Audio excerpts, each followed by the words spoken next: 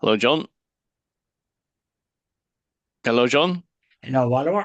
So Hello, Oliver. tomorrow, hello. So tomorrow everybody's going to vote, okay? And the Irish presidential election, okay? We only recently, in the last 100 years, got our right to vote. If you go back 100 years ago, and that's what we're going to talk about today: the importance of voting, and that this idea of spoiling your vote is nonsense. That people should get out there and vote for the person. We haven't got great candidates. Look, we all agree on that, but somebody has to be voted in, and there's no point in spoiling your vote. Isn't that correct? That's correct. And before we got our freedom, the British gave some bit more to exercise a vote, but to put kind of restrictions on the female and women that had to be over 30 and have some this, that, or the other. So they had a problem in their own country with the suffragettes in the 1920s because they didn't have the vote. I mean, it shouldn't depend on your station in life or anything. In the Irish, when we got our freedom from the British, everybody over 21, irrespective of their background or whatever it was, every person had a right could vote, and that was a great advance compared to the British because they were still women in Britain hadn't got the proper rights to vote. That's why you had the suffragette movement. So they were very calling themselves the mother of parliaments is a kind of a sort of stupidity and the ignorance that they suffer from because they were quite the reverse of what a mother is, which is kindly and all the rest of it. They were the reverse of that. Their Hmm. history is absolutely atrocious. Now, the business of voting. Uh, we now are at a stage we would have liked to have more candidates in the fray, including people that weren't associated with political parties. But be that as it may, there's only two. There's two ladies going, and I would have loved to see a practicing Catholic on that register. But be that as it may, we have to deal with what we have to deal with and vote accordingly. You have a Fine Gael candidate in the shape of Heather Humphreys. She was a former minister, so she must have some experience of dealing with issues and problems. And sometimes people make belittle that, but a minister has responsibilities and has to exercise it, and so she has that kind of experience. The candidate, Mrs. Costello, is that her name or what's her name? The other candidate Connolly, from Catherine Connolly, huh? Catherine Connolly, yeah, Connolly. Catherine Connolly. Now she's was a former deputy speaker or something in the Dáil, but she's supported by the left, and she was a Catholic, but she doesn't practice now.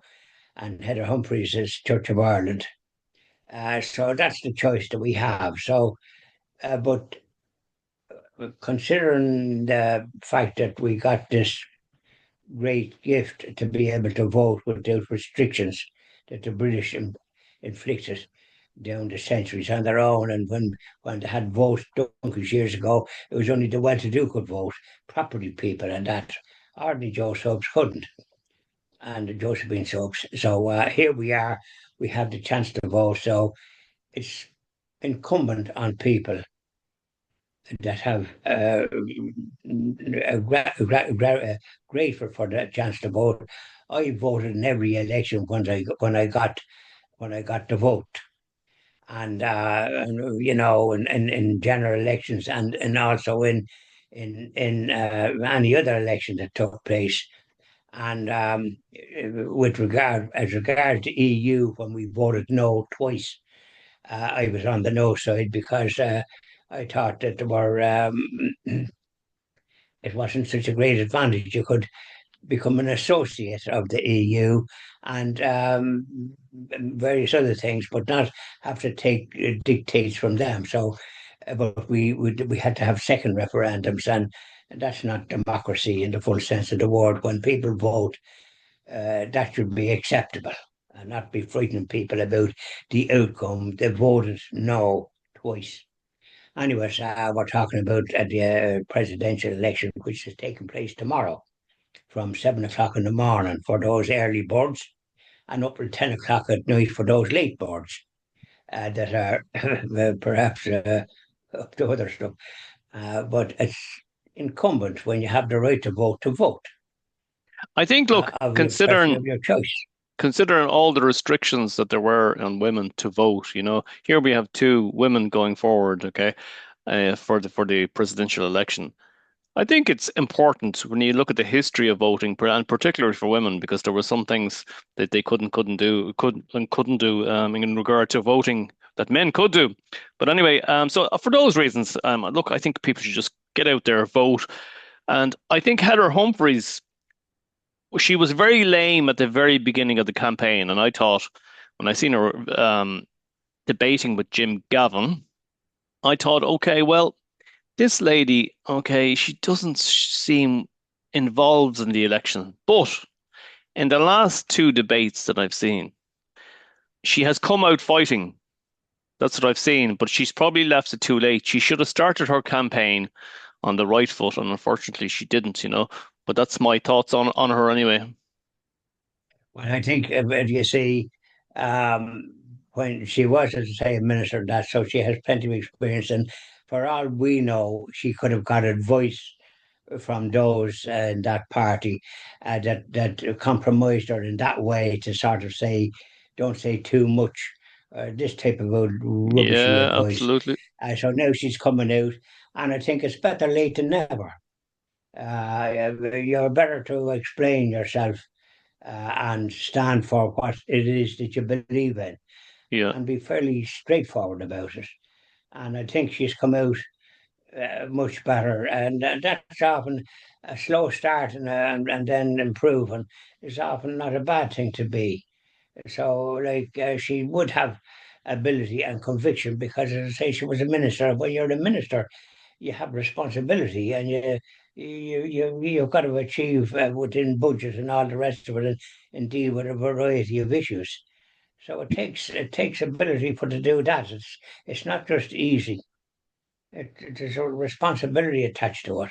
Well, this And is then it. you're in the government, you've got to explain yourself in that. So she has that background, which is good to my way of thinking. And so between the two of them, I think she's probably has more experience in government, and that means dealing with people and in the EU and dealing with people abroad because of the nature of what she was at. So there's the two choices anyway, and people need to make their choices. I'm not going to say one way or another what way a person should vote, but vote they should. John Malone, as always, thank you much. Thank you very much for your wisdom. Thank you very much, and thank you for the compliment. I intend to be on my hind legs, as the fellow says, and vote tomorrow. Which is not too far from me. It's in Orchester. It's in the Gilson School. Now that was a school that a Protestant gentleman founded for Catholics and Protestants, and he was ahead of his time.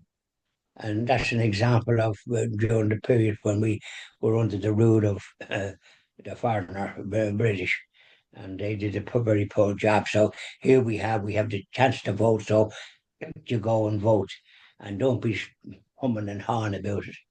Get out there off your hind legs and go and vote over that. Thank you very much, John. Very much, Ottawa.